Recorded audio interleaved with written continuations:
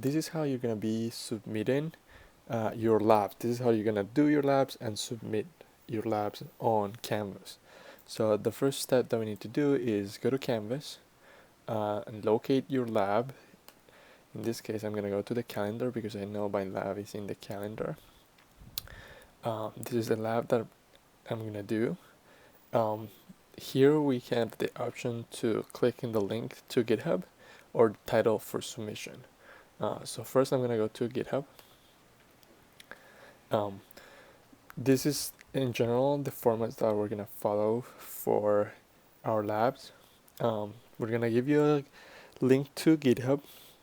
What you're gonna do is you are going to fork this GitHub repository. I have to sign in.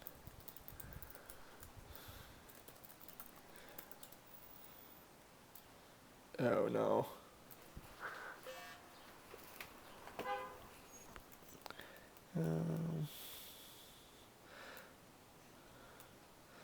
Have to verify.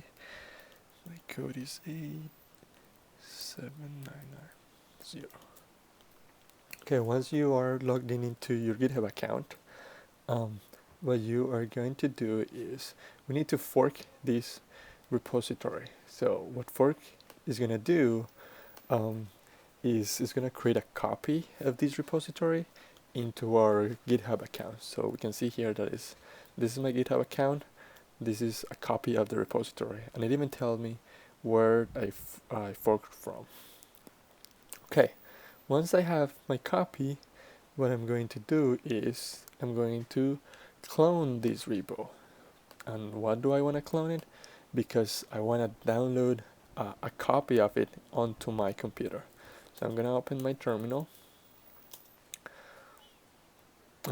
We can do this in the desktop or in home. I'm just going to do it in home. Git clone is how we clone a Git repo, meaning downloading a local copy of it. Oops, it seems like I already have it. Let me just remove that so that we can see what this is going to look like. So let's try it again. Git clone, paste your link, and then we're gonna hit enter. Right, it says cloning, and now if I look in my local folder, let's see ls, now I can see that I have a folder with the same name as the repo, right? This same name. Okay, so now let's cd into that folder, and let's see if it's indeed a Git repo.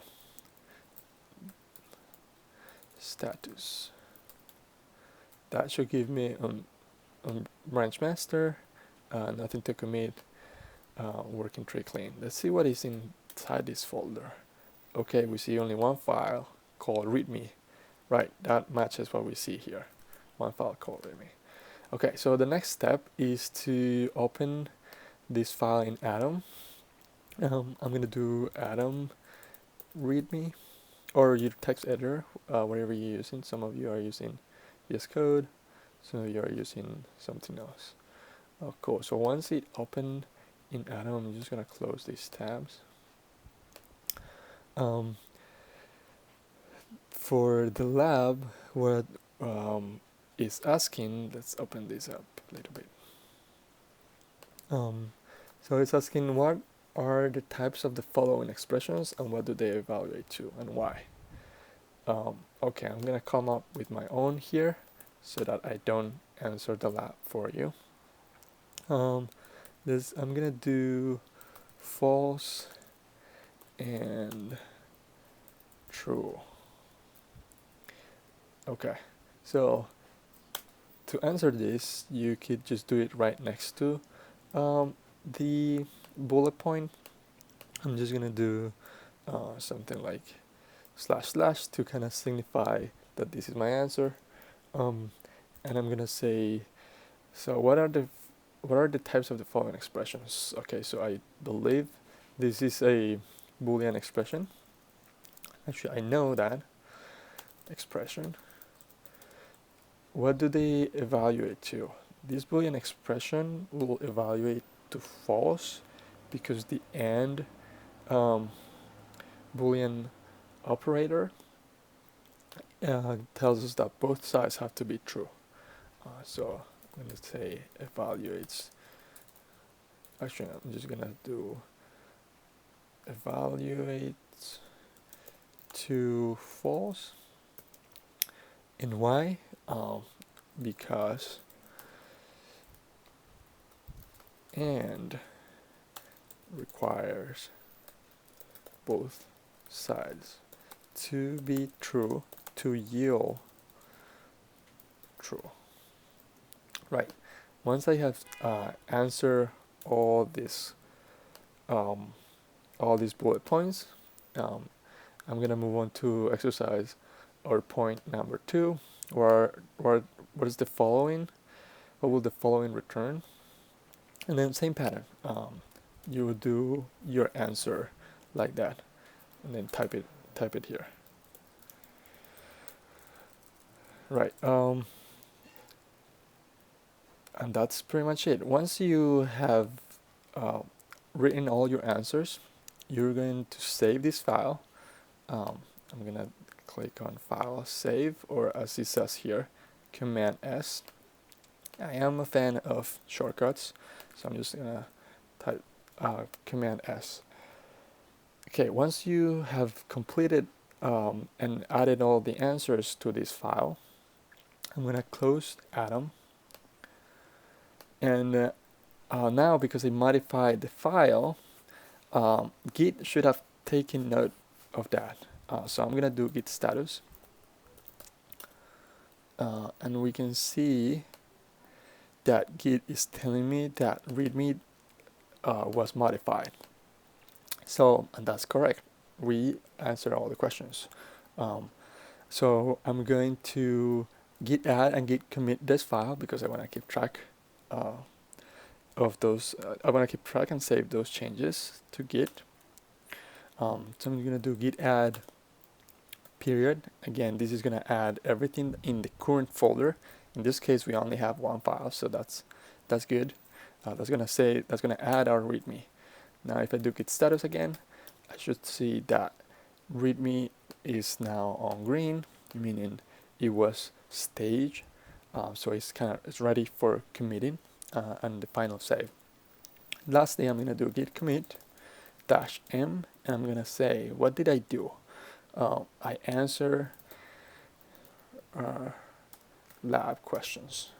That's what I did. Now I'm going to hit enter. And now that I have saved my changes locally, what I want is save my changes to my GitHub account, to this repo. For doing that, what we're going to do is git push. Git push is uploading the changes that I have locally saved in my computer to my GitHub repo. So it seems like everything went well. Now I'm gonna go to my GitHub repo and I'm gonna refresh this page with Command R, or this symbol here. And I should see that now I have this commit message that was what I did just exactly a minute ago. And I should see that my answer was successfully recorded. Cool. So once you have this, the last step is to create a pull request or to the original repo. We do that because we want to submit the code. We want to submit the link. So for doing that, we are going to go to the original repo where we forked from. So I'm going to go here. And some of you might see a prompt here, kind of like a yellow that says how to create a pull request, and it gives you a button to just create it. In this case, I'm not seeing that prompt. So what I'm going to do is kind of the all method, the old school method, which is just click here, new pull request. And then here is asking me to compare the changes. So I want to compare the master branch. Actually, not here. Let me go back. So I just hit back. Let me go to my repo. Here I'm in my repo. And then I'm gonna click on new pull request. Right, yes, this is the right screen. While being on your repo, you hit pull request. Now here, the point of a pull request is to combine my code with the code that I forked from, or the repo that I forked from. So here, I just make sure that you have the original assignment repo, that the base is master, that this is your repo. You can see that one is from Joint Pursuit and the other one is mine. And then this says master as well. Once I have that, I can see GitHub shows me the changes that I made. So for instance, I put this answer, right? So you should see something like this, kind of showing you the differences. Okay, so I'm gonna create that pull request. This is what I did. And lastly, maybe here I'm gonna put my name, my full name, because some of your GitHub usernames are not the same as your names. So this will help me identify your pull request. And then here I'm gonna type what I did. Lab questions. Cool. And I create that pull request.